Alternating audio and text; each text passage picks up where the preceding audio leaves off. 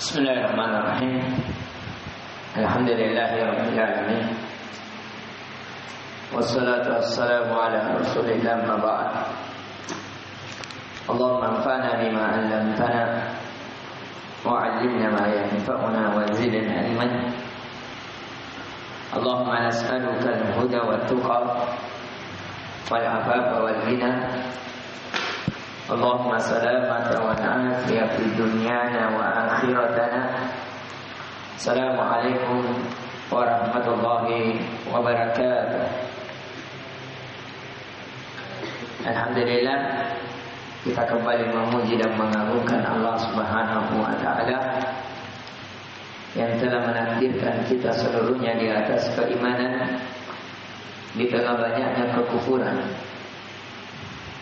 Dan di situ kita bisa merasakan betapa besarnya nikmat iman.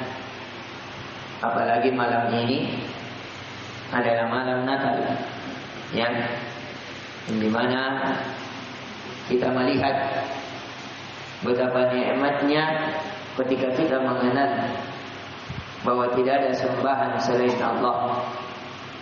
Karena di sana banyak orang-orang yang dijauhkan dari hidayah.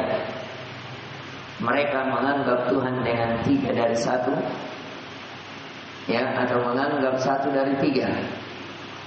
Ada juga di sana para penyembah matahari, ya, sehingga dari hari raya mereka tahun baru, karena menganggap ada 2 wajah, ya, ada Tuhan mereka itu memiliki 2 wajah.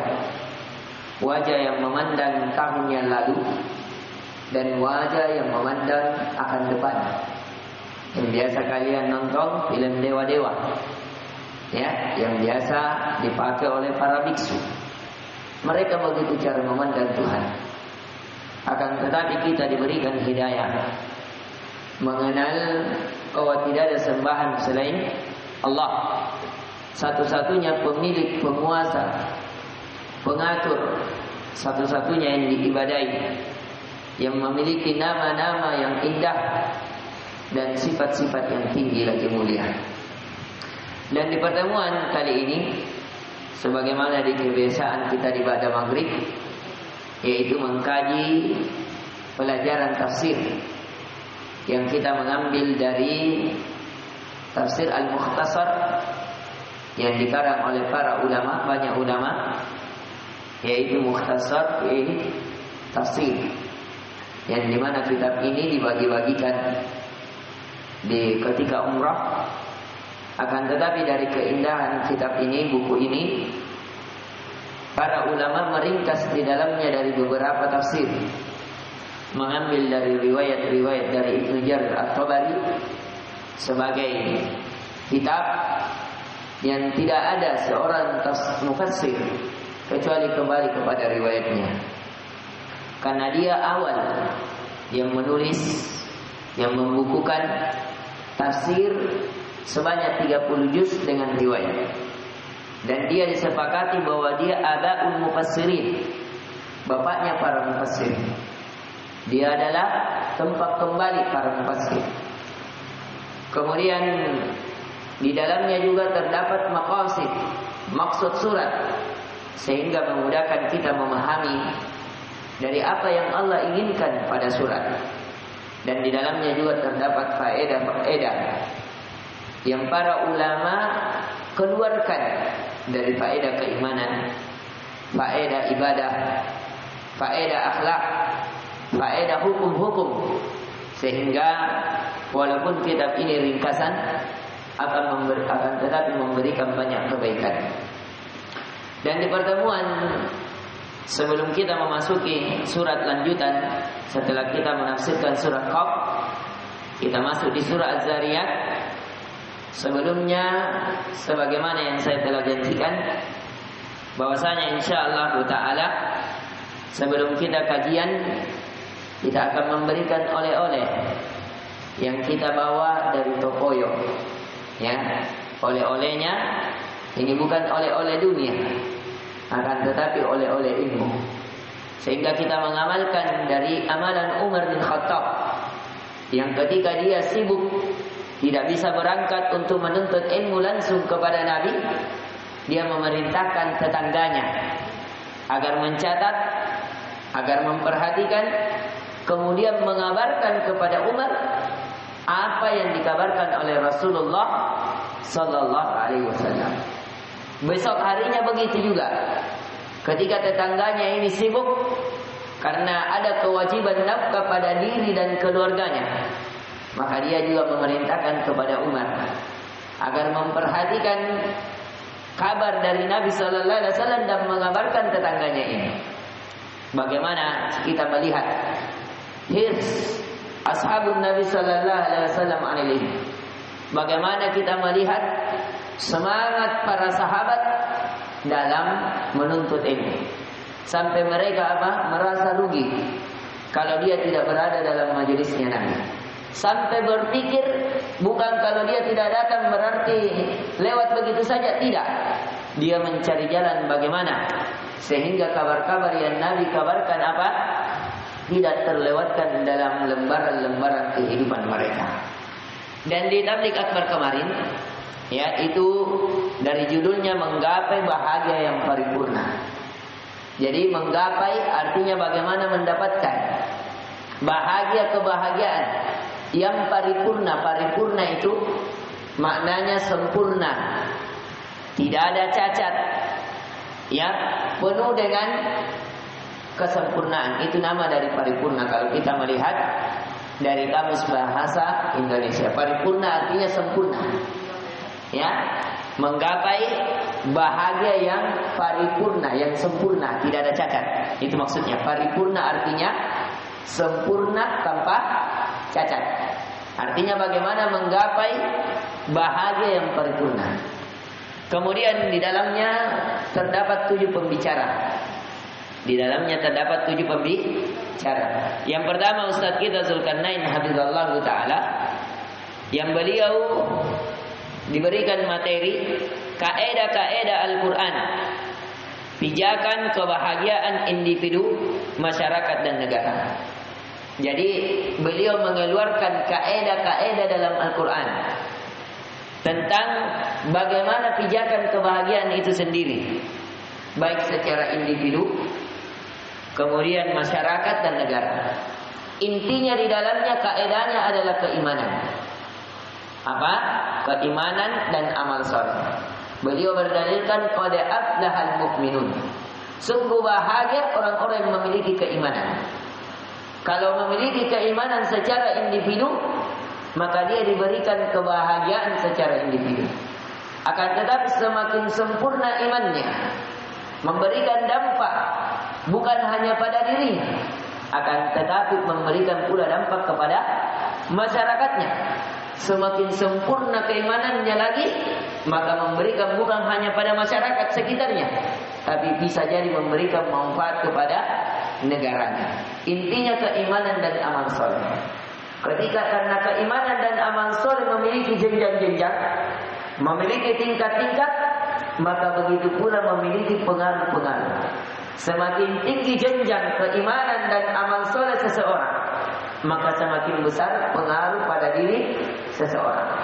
Kalau lingkupnya hanya keimanannya batasnya, bisa memberikan dampak positif hanya pada dirinya, ya bermanfaat untuk dirinya. Tapi kalau dia bukan hanya untuk dirinya, bisa dari keimanannya memberikan dampak kepada diri dan keluarganya, maka memberikan dampak kepada diri dan keluarganya. Tapi kalau lebih besar, maka bermanfaat kepada masyarakat di sekitarnya. Kalau lebih besar, lebih puncak keimanannya, maka bisa memberikan dampak kepada negaranya. Beliau juga berdalilkan, "Lau amanu ahlul qura la fatahna 'alaihim barakatin minas sama'i wal ardh." Seandainya beriman dari penduduk suatu negeri, maka kami akan membukakan pintu-pintu keberkahan, pintu-pintu kebahagiaan. Akan tetapi mereka mendustakan ayat-ayat Allah. Sehingga inti permasalahan, inti pelajaran, inti pijakan dalam meraih kebahagiaan, baik secara individu.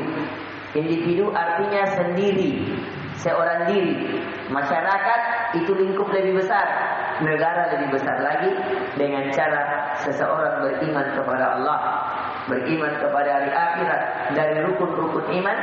Kemudian apa? Seseorang ya setelah itu akan memberikan apa? Dengan amal solehnya pengaruh kepada negara. Ini ya, itu inti pelajarannya. Kemudian beliau juga berdalilkan bahwasanya dengan seseorang mensucikan jiwanya. Ya, jadi meraih kebijakan kebahagiaan di dalam Al-Quran untuk individu, masyarakat dan negara. Satu, dengan keimanan. Dua, amal soleh. Tiga, memiliki kesucian jiwa. Ya, terhindar dari hasad, terhindar dari dendam, terhindar dari amarah, terhindar dari segala penyakit hati. Kenapa? Karena kalau ada penyakit hati akan timbul apa? Kerusuhan pada dirinya, pada masyarakatnya, dan pada negaranya. Bagaimana negara aman kalau ada dendam? Bagaimana negara aman kalau ada sengketa? Bagaimana muncul kebahagiaan kalau ada hal-hal yang seperti ini? Tidak mungkin. Maka beliau juga menukil di antara kaidah pijakan adalah mensucikan jiwa. Qad aflaha man tazakka, itu dia berdalilkan. Ya, qad aflaha man tazakka. Sungguh beruntung, sungguh bahagia di atas kebahagiaan siapa yang mensucikan apa? Jiwanya. Di surah Asy-Syams juga beliau berdalilkan di surah Asy-Syams. Setelah Allah bersumpah dari beberapa sumpah, kemudian Allah apa katakan? Apa di surah Asy-Syams? Semisal dengan ayatnya, ya, qad aflaha man zakkaha wa qad khaba man dassaha. Sungguh beruntung di atas keberuntungan, sungguh bahagia di atas kebahagiaan orang-orang yang mensucikan jiwa, dan sungguh merugi orang-orang yang mengotorinya. Ini ya dari ringkasan yang disampaikan oleh pemateri pertama. Siapa tadi pematerinya? Ustaz Zulkarnain Muhammad Sunusi Hafizahullah Ta'ala. Kemudian di pemateri kedua, yaitu Ustaz Luqman Jamal. Ustaz Luqman Jamal ini, kalau Ustaz Zulkarnain, beliau pimpinan pondok Baji Rupa, sekaligus beliau ya sebagai Dewan MUI, ya MUI. Jadi di MUI Makassar itu beliau juga salah satu anggota MUI. Kemudian beliau juga ya salah satu pembina. Ini LAS peduli dakwah. Ya di JF, mesti JF. Semua keuangannya, masalah zakat, masalah harta yang ingin dimanfaatkan, itu beliau yang atur, beliau yang periksa. Kemudian juga beliau juga sebagai kepala yayasan, ya yayasan yang ada di Baji Rupa. Jadi sekolah lain, tapi sekolah itu di bawah yayasan. Pimpinan yayasannya adalah Ustaz Zulkarnain Hafizahullah Ta'ala. Karena di Baji Rupa itu ada yang berbasis pondok, ada yang berbasis apa? Sekolah umum, mulai dari tingkat TK, SD, SMP, SMA. Ya, ada. Nah, sekarang itu lagi dibongkar, nggak mau lagi buat tingkat kuliah. Ya, dia akan datangkan syekh dari Mesir. Sudah dibelikan perabotnya, sudah dibelikan kulkas, sudah dibelikan sofanya dan selainnya. Ini bangunannya sudah dibongkar dan akan dibangun. Tidak tahu berapa lantai, 5 lantai atau berapa, akan dibangun. Kemudian dibuatkan Mahat Ali. Mahat Ali itu secara diplomat. Ya, kalau dalam sekolah namanya diplomat D2. Ya, di bawahnya S1. Jadi untuk meraih S1 itu ada 3 jenjang.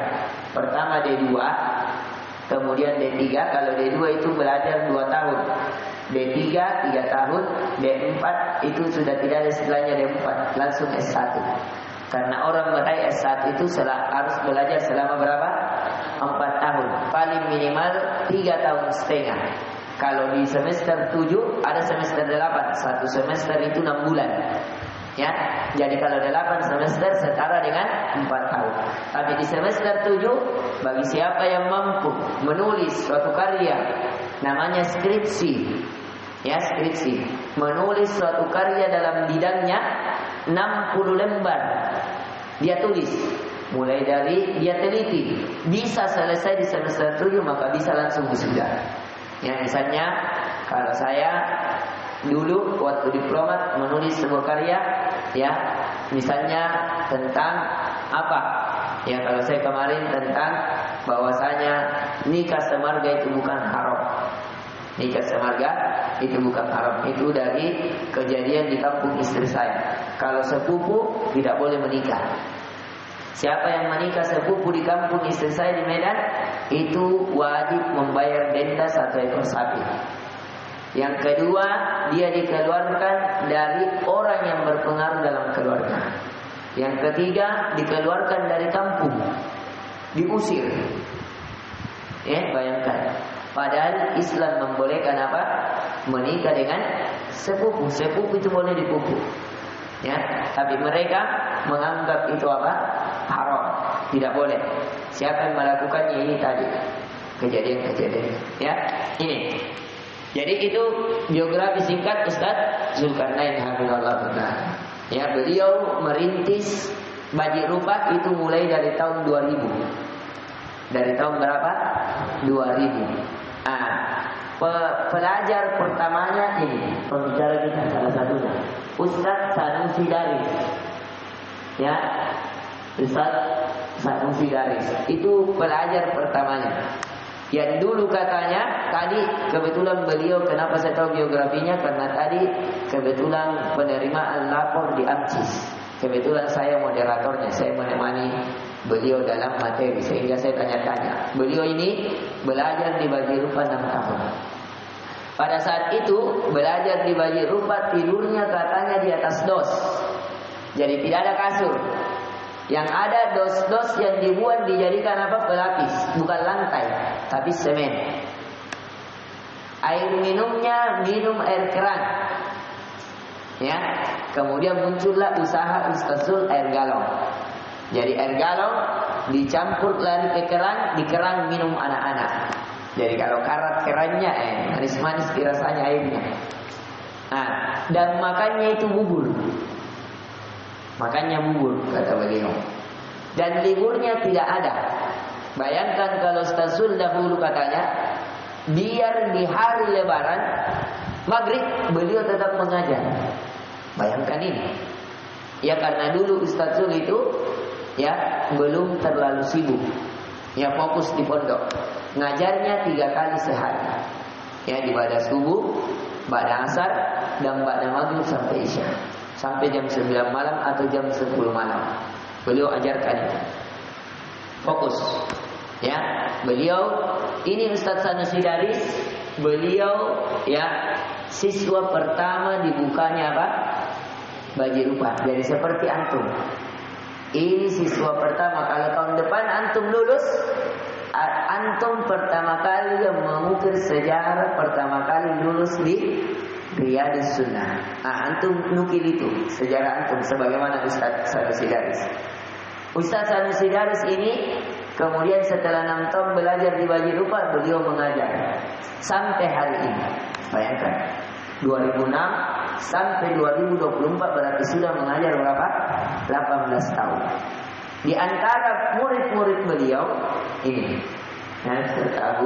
Ustaz Ubaid itu diantara muridnya beliau, Ustaz Sanusi Daris. Di antara murid yang beliau yang ajar. Di antara muridnya lagi ya Ustaz Ilham Ar-Rahawi, pembina AMCIS. Ya, itu karena Ustaz Sanusi Daris memang sudah besar, sudah tua. Ya, sudah lumayan berumur.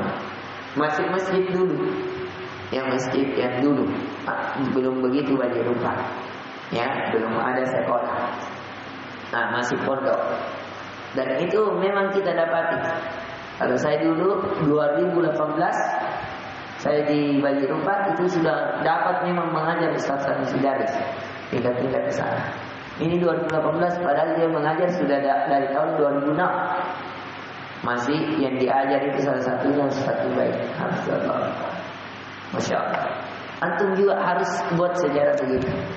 Ya, jadi kalau ini antum masih sedikit, jangan sedih. Kam min fi'atin qalilatin ghalabat fi'atan katsiratan bi'idznillah. Berapa banyak kelompok yang kecil itu mengalahkan kelompok yang besar dengan izin Allah. Ya, tidak ada peperangan Nabi yang dimana ada pasukan Muslim melawan kafir, kecuali pada saat itu pasukan kaum muslimin lebih sedikit jumlahnya dibandingkan pasukan kafir. Coba lihat perang Badar, 316 melawan 1000. Siapa yang menang? 316, lebih sedikit. Sama dengan kita di sini, 10 orang bisa mengalahkan 100 orang. Kalau kita serius, kalau kita ikuti program. Ini yang pertama. Biografi singkat dari guru kita, Ustaz Zulkarnain hafizallahu ta'ala. Kemudian ya, kita juga di sesi kedua ya, Ustaz Lukman Jamal.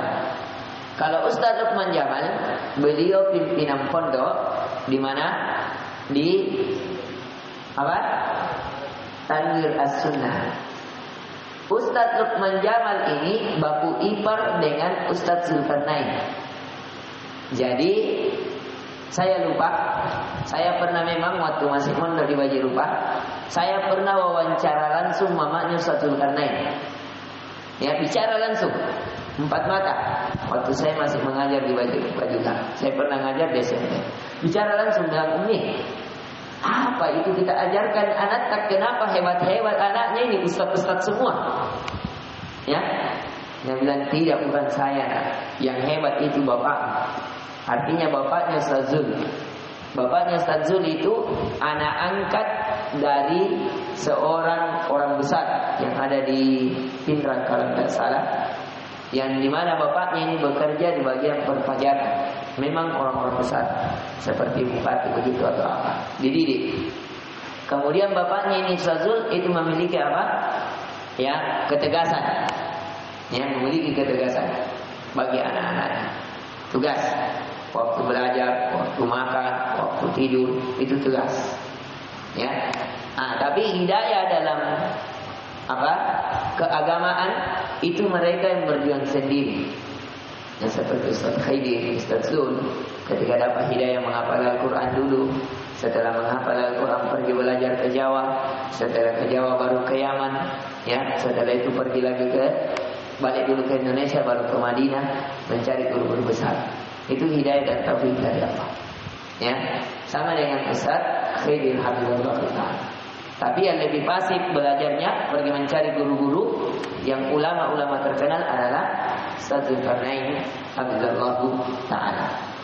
Ya. Kemudian ini di antara saudaranya, ya, jadi istrinya Ustaz Mustami itu juga saudara sama siapa? Ustaz Zul, yang penjual pakaian di dekat samping rumah Baji Rupa.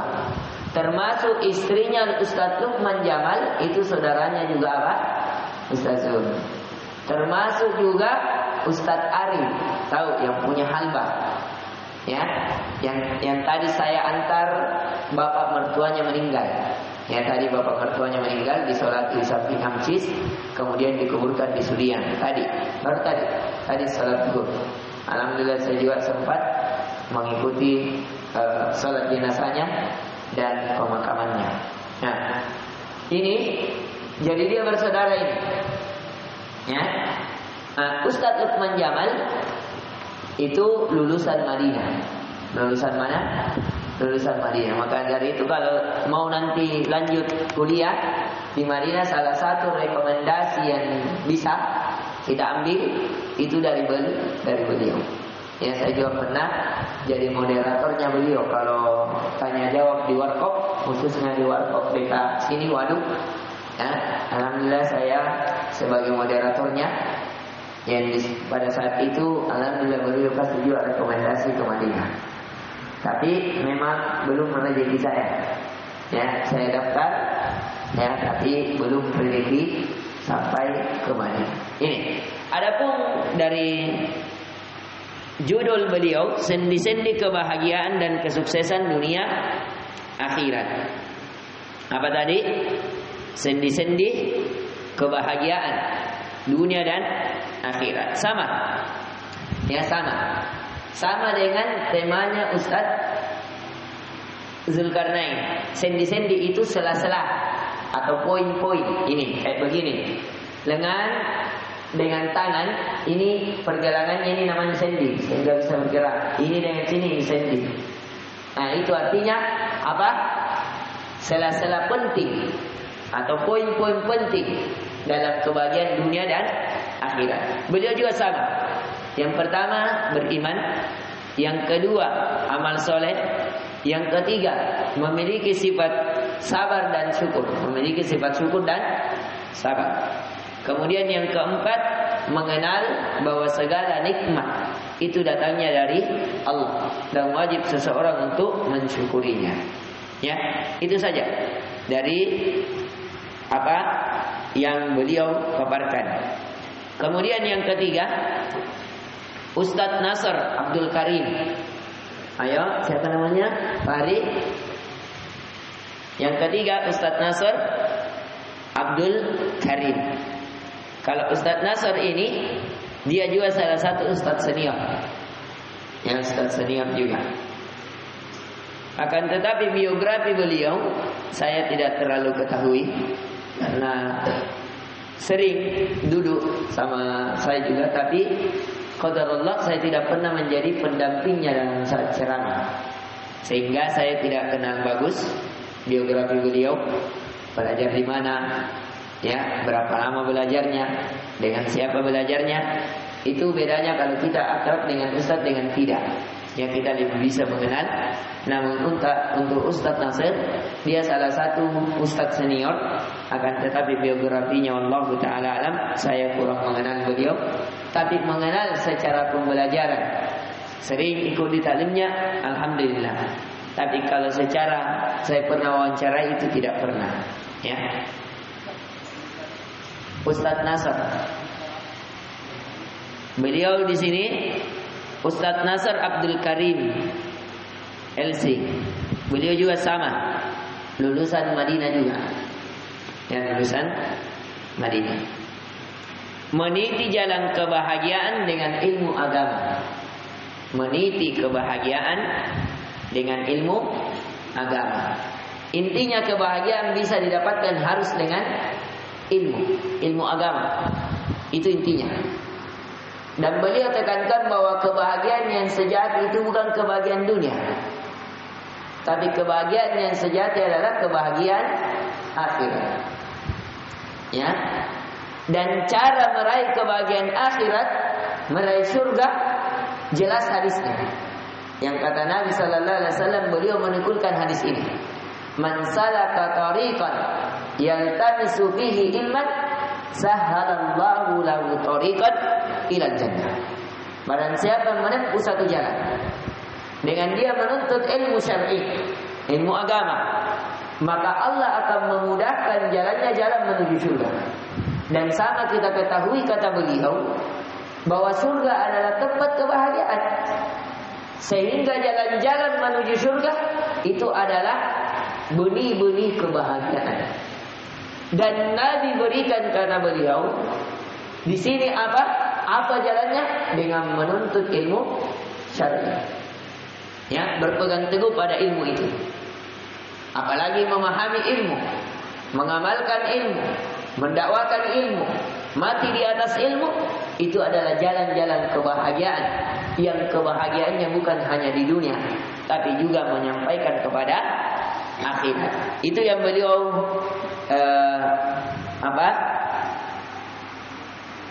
kabarkan tentang bahwasanya jalan meraih kebahagiaan itu dengan menuntut ilmu. Kemudian juga beliau sangat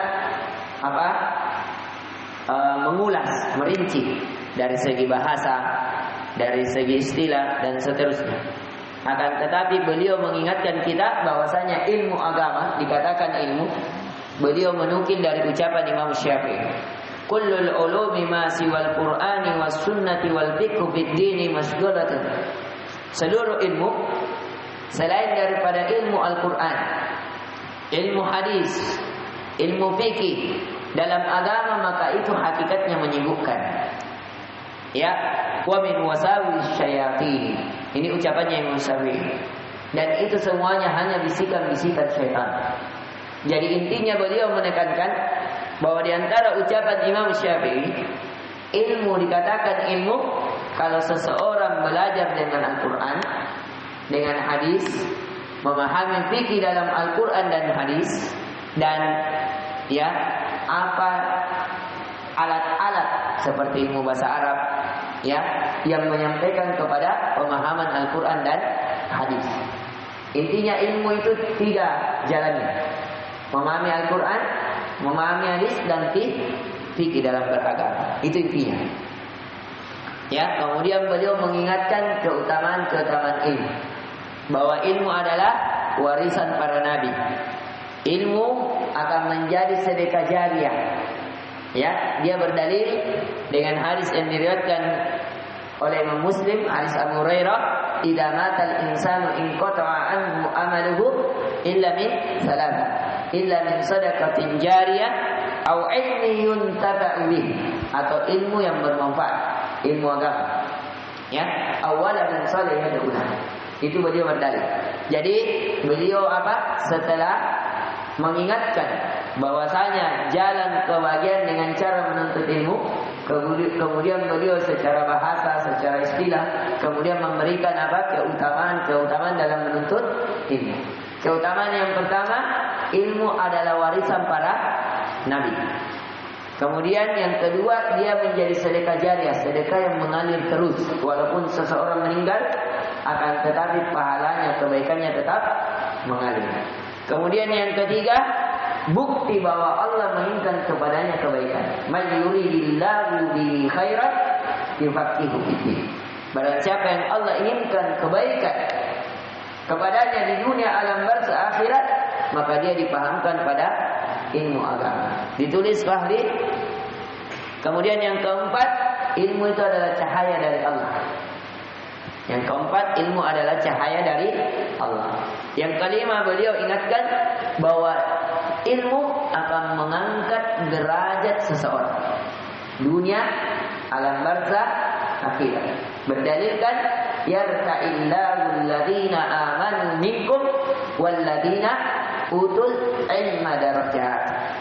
Kemudian ya, beliau ingatkan juga bahwasanya seseorang yang berilmu tidak akan meraih kebahagiaan kecuali dia mengenal pemilik kebahagiaan, yaitu Allah. Jadi cara meraih kebahagiaan adalah mengenal pemilik kebahagiaan. Karena kebahagiaan, kata beliau, milik Allah.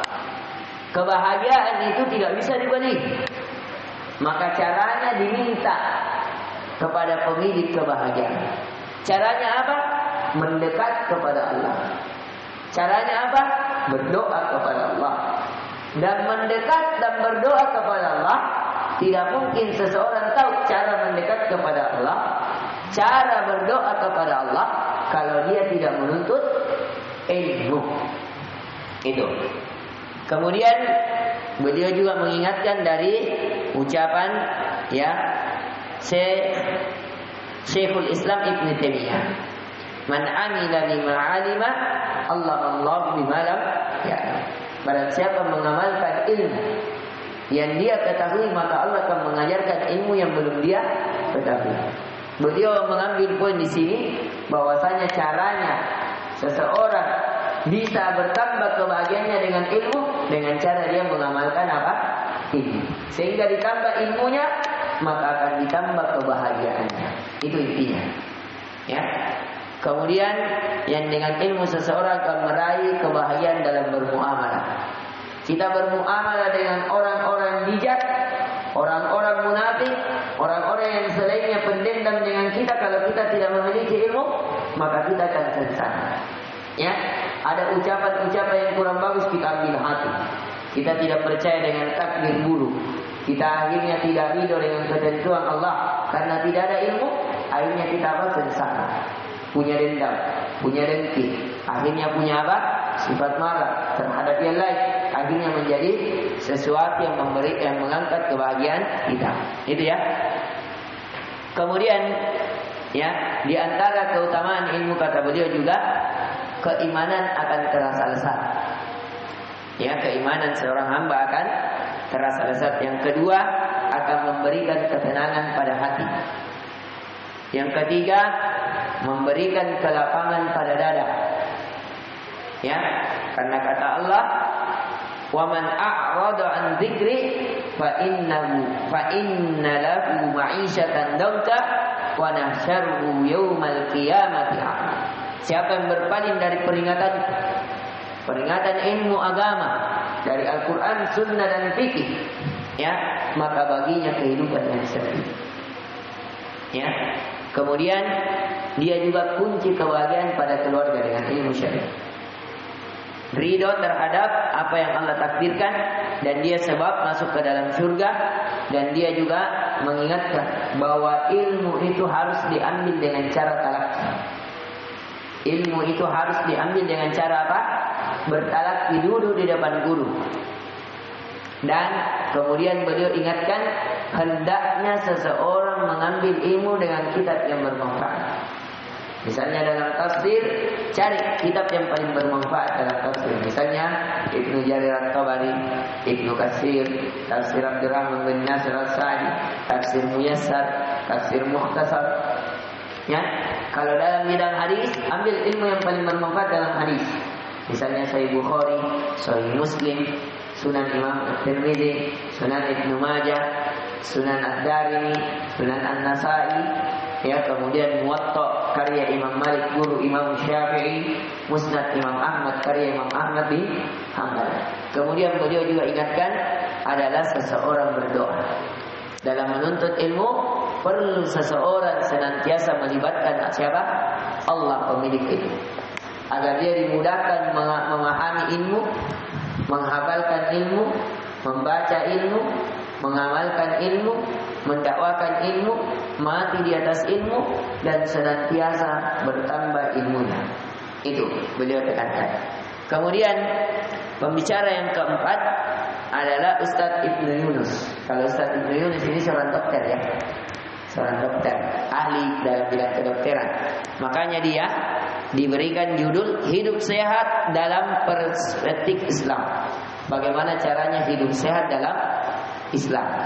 Inti pelajaran yang bisa kita petik dari beliau, ya, intinya bahwasanya seseorang kalau mengamalkan amalan dalam Islam pasti akan sehat. Ya, dalam misalnya dalam sholat itu, kalau dalam bidang orang lihat dalam bidang kesehatan, dalam cara bagaimana merenggangkan tubuh, itu paling terbaiknya dengan sholat. Dia memberikan kesehatan bukan hanya pada raga, tapi memberikan juga kesehatan pada jiwa, pada iman seseorang, emosional seseorang. Begitu juga beliau katakan dengan puasa. Ya, beliau juga katakan dengan memperbanyak membaca Al-Quran, berzikir, tenang. Ya, banyak berdoa, sholat malam. Itu kata beliau apa? Memberikan kehidupan yang sehat. Kemudian juga beliau ingatkan bahwasanya hendaknya kehidupan sehat yang berhubungan dengan bidang kedokteran tidak boleh dipertentangkan. Ya, misalnya dalam Islam salah satu obat dengan cara madu, kan? Tapi kata beliau, banyak orang Islam berlebih-lebihan karena dia tahu dalilnya dalam Al-Quran fi syifa'un linnas, bahwasanya madu itu terdapat obat di dalamnya bagi manusia dari segala penyakit. Ada orang Islam berlebih-lebihan, baru anaknya umurnya di bawah 1 tahun sudah diminumkan madu. Akhirnya padahal dalam bidang kedokteran kata beliau, seorang anak yang di bawah umur 1 tahun diberikan madu, itu memberikan dampak buruk kepada anak. Ya, karena anak itu tidak boleh diberi kecuali hanya ASI. Enggak boleh, karena apa? Itu madu ada panasnya, ada pengaruhnya dalam bidang kedokteran. Dato' saya tidak hafal yang beliau sebut namanya. Intinya memberikan dampak buruk. Sama juga kata beliau, habbatus sauda. Ada orang, betul habbatus sauda itu menyembuhkan seluruh penyakit. Tapi dia meminum habbatus sauda berlebihan. Satu hari misalnya 7 biji, ya, supaya kuat. Akhirnya dia berlebihan dosisnya, sehingga apa? Bukan memberikan kebahagiaan. Ya, jadi Islam tidak benar, tapi kata beliau sesuai kadar dosisnya.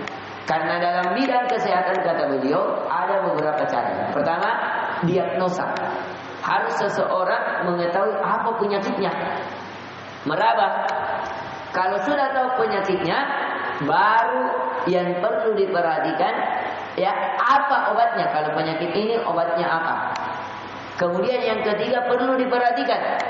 Misalnya orang sakit gigi, ya, perlu diperhatikan. Dikasih obat sakit gigi, harus diperhatikan ini obat sakit gigi ada efek sampingnya tidak. Jangan sampai ini obat sakit gigi bagus, cepat, tinggi dosisnya, tapi bisa pengaruh terhadap lambung, bisa pengaruh terhadap penyakit dalam dan selainnya. Maka caranya kata beliau 3. Pertama, meneliti dulu sakitnya. Yang kedua, memberikan obat yang tepat. Kemudian yang ketiga, hendaknya seseorang memperhatikan bahayanya. Ya, jangan sampai minum obat A, kesembuhan A, padahal orang ini memiliki penyakit B yang kalau dia minum obat A bisa memberikan dampak yang lebih besar kepada penyakit B. Sehingga dibutuhkan apa? Yang memberikan manfaat dan bisa mencegah mudarat. Itu berkata beliau. Itu inti pelajaran yang beliau ulas, ya. Intinya segala dalam syariat Islam memberikan dampak kesehatan. Ya, seperti minyak zaitun, air zam-zam, madu, habbatus sauda, itu dari Islam kata beliau betul secara penelitian. Akan tetapi harus kenapa? Dikompromikan dengan dokter ahli yang sudah meneliti. Sehingga beliau tekankan bahwasanya kesehatan dalam Islam dan kesehatan dalam bidang kedokteran selama dia amanah dan jujur tidak bertentangan. Tidak bertentangan, bahkan saling menguatkan. Sehingga seseorang yang ingin hidup sehat harus juga konsultasi dengan para dokter yang ahli di bidangnya. Karena itu tadi 3 alasan tadi. Harus dia tahu apa penyakitnya, kemudian apa obat yang mencocokinya, dan kalau dia minum obat tersebut efek samping apa yang memberikan dampak padanya. Kemudian setelahnya pembicara yang kelima adalah Ustadz Amrullah Desipato. Ustadz Amrullah Desipato ini adalah pembina pondok pesantren Al-Haud ini. Kalau dari Antang ini keluar terus di ujung sampai perempatan Umpah, setelah pembuangan sampah belok kiri itu namanya Al-Haud. Ya, sebelum Tanwir. Itu Al-Haud pesantren baru juga. Beliau di situ sebagai pembina pondok. Tapi Ustadz Abdullah Desipato ini beliau juga tinggal di Panciro, istri pertamanya di sana. Ya, kalau beliau ini punya 2 istri. Istri keduanya tetangga dengan saya di sini. Di Antang. Jalan Abdullah Desurua. Ya, di situ. Ya, 2 istrinya, tapi baru ditahu sudah besar anaknya, baru ditahu bahwa ternyata sudah kawin lagi. Awalnya mertuanya tidak tahu. Ya, karena memang izin menikah lagi itu tidak wajib. Ya, izin menikah lagi itu tidak wajib. Ya, untuk diketahui oleh mertua atau istri itu tidak wajib. Ya. Tapi alhamdulillah keluarga beliau atur-atur. Kenapa? Karena banyak anaknya.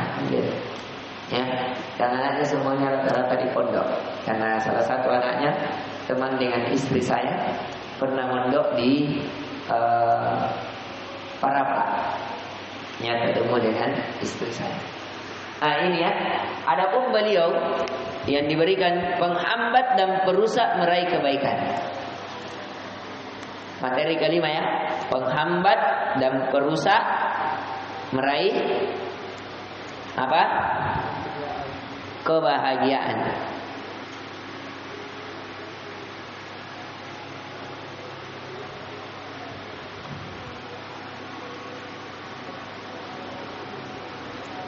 Kemudian beliau ingatkan bahwasanya penghambat yang pertama seseorang terhalangi dengan kebahagiaan adalah kekufuran.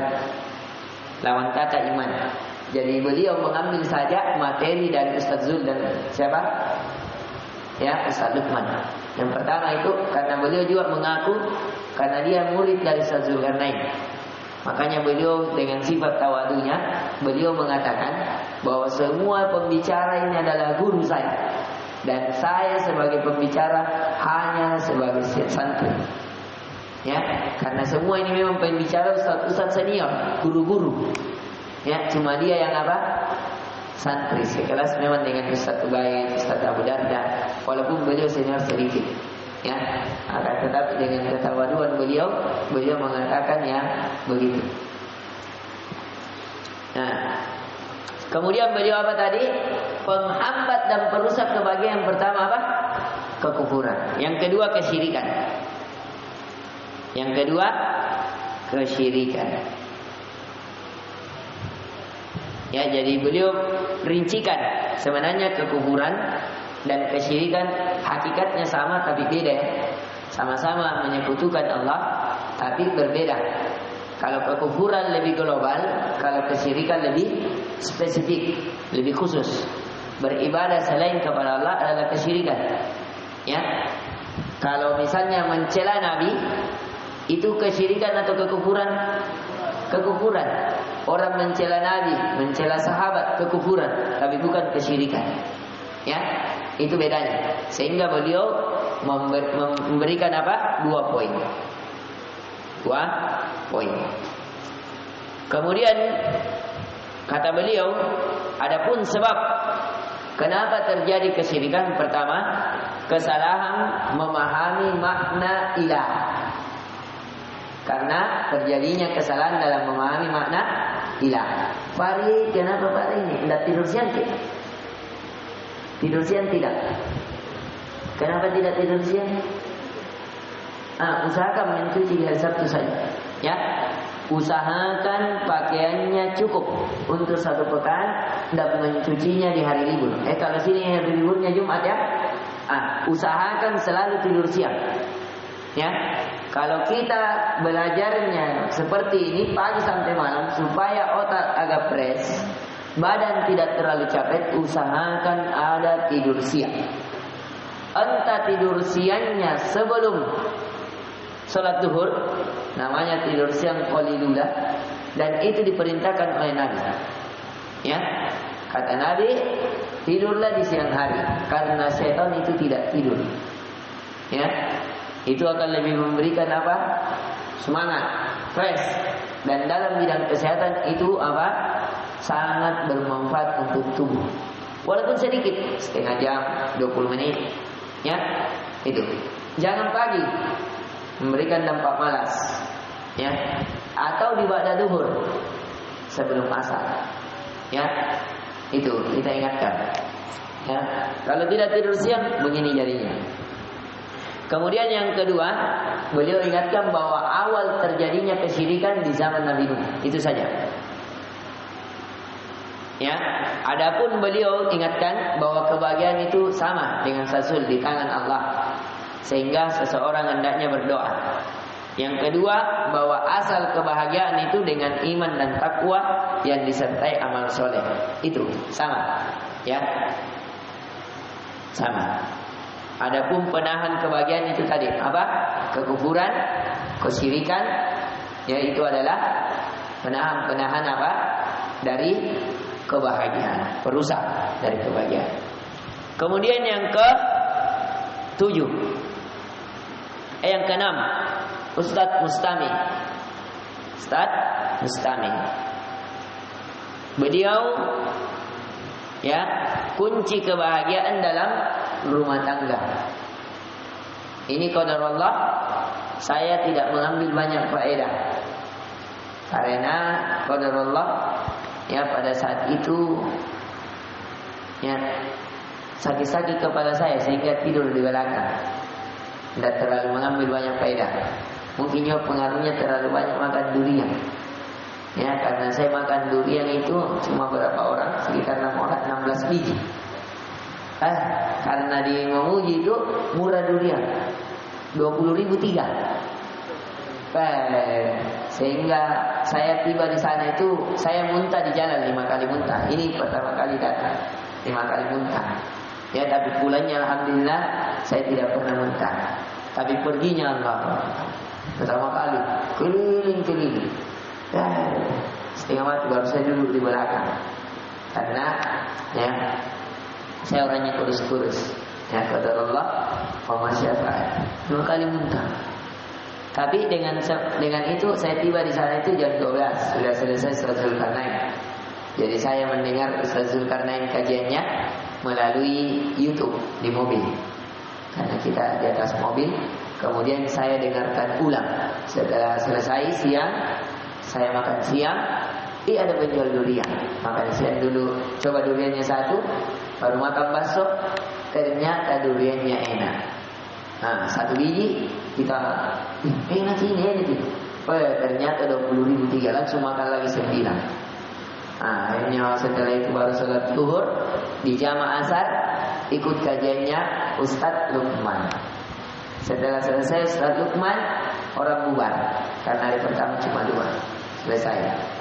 Ya, selesai itu masih mau anak-anak. Lanjut gitu. Dilanjut lagi sekitar 10 biji. Pergi lagi ke depan, ada lagi orang bongkar, lanjut lagi durian. Besoknya pergi lagi, hari kedua ada lagi orang bongkar durian. Besar-besar, baru 10.000 satu. Ya, akhirnya kita pilih lagi sekitar 30 biji. Simpan 15 biji, makan 15 biji. Itu yang buat kita sakit kepala. Akhirnya tidur, qadarullah masyaallah. Jadi kurang lebih, ya, saya cuma 6 orang kayaknya makan. Ya, 9 saya berangkat, tapi kurang lebih yang makan 6 orang. Karena yang satu ada penyakit dalamnya, yang satu takut naik tensinya. Kalau kita dimakan semua. Jadi total yang kita makan kurang lebih 35 biji dalam waktu 2 hari. Puas sekali.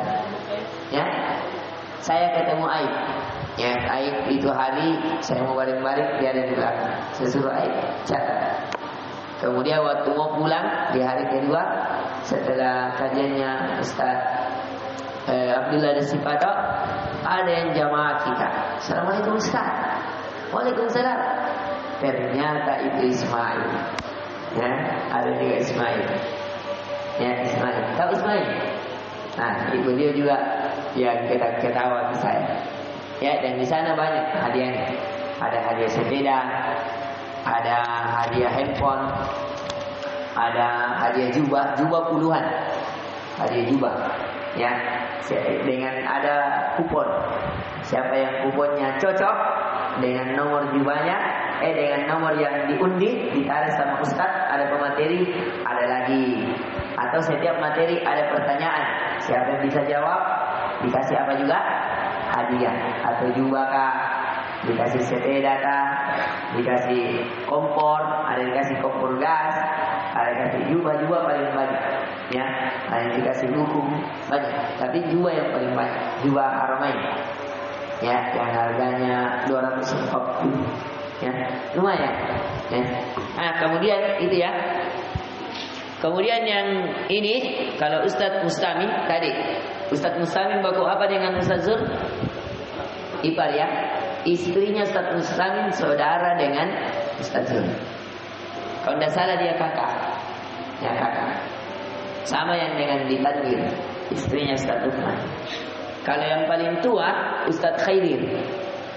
Jadi Ustadz Zul itu adik dari Ustadz Khaidir.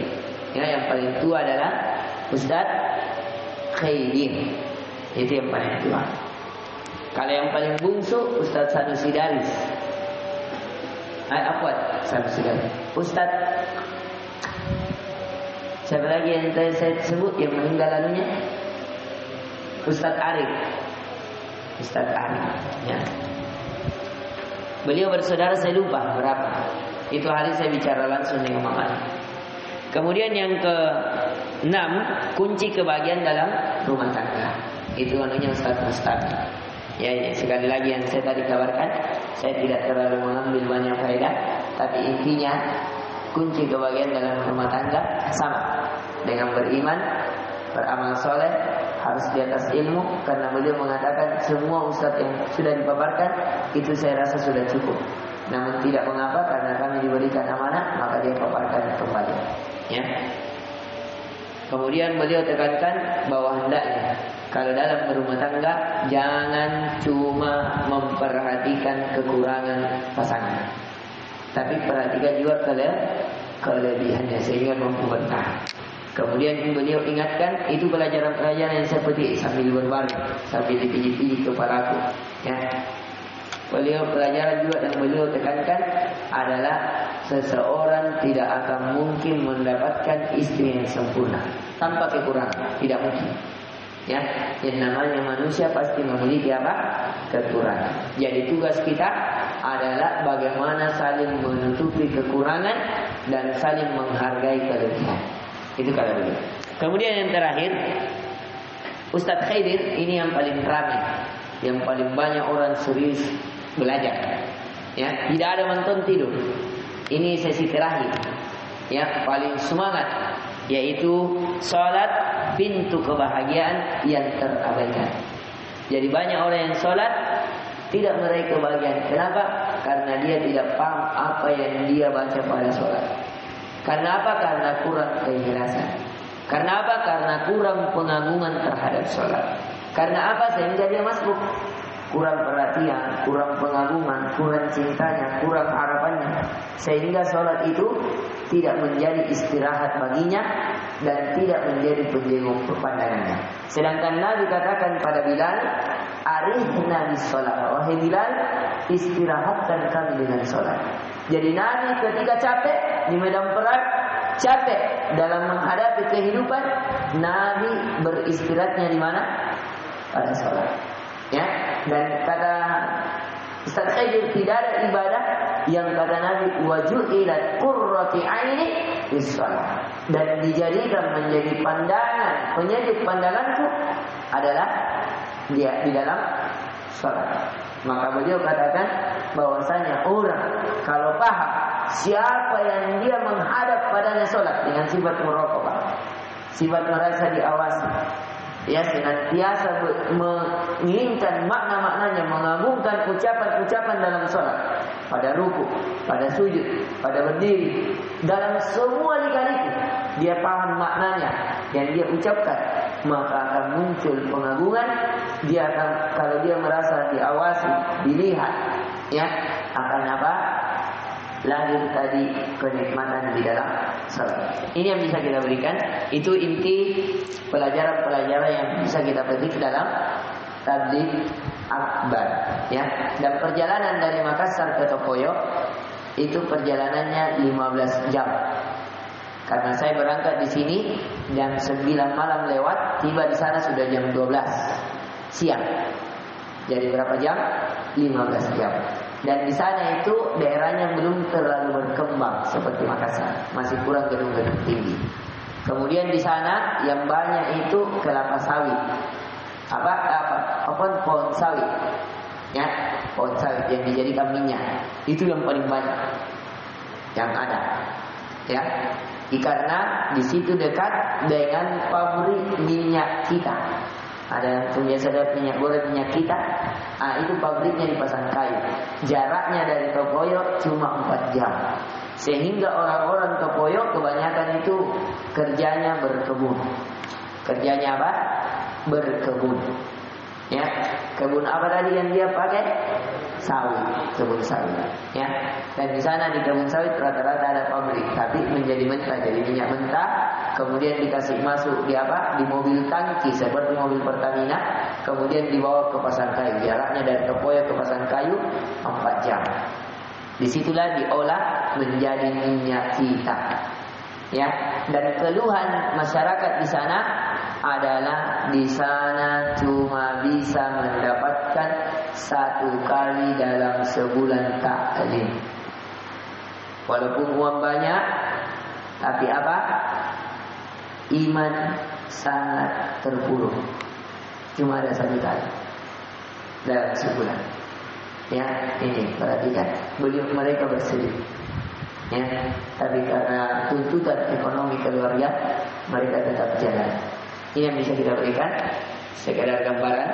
Ya, jadi kalau ada ke sana pikir-pikir, agamanya kurang berkualitas, walaupun dunianya bagus. Kalau kerja di sana diberikan perumahan, tempat tinggal, gaji yang memukau, tapi sekali lagi pelajaran dunia yang mengingatkan akan kehidupan akhirat, yang menumbuhkan keimanan kita sangat menipis dan ikhlas. Semoga bermanfaat. Lebih dan kurangnya mohon dimaafkan. InsyaAllah nanti akan kita lanjutkan pelajaran tafsir kita, karena untuk menjawab, membayar yang kami utangkan, yang kami janjikan, yaitu mengambil faedah-faedah yang kami bersafar padanya. Semoga bermanfaat. Subhanakallahumma wa bihamdika, asyhadu an la ilaha illa anta, astaghfiruka wa atubu ilaik. Assalamualaikum warahmatullahi wabarakatuh. Tepat 1 jam.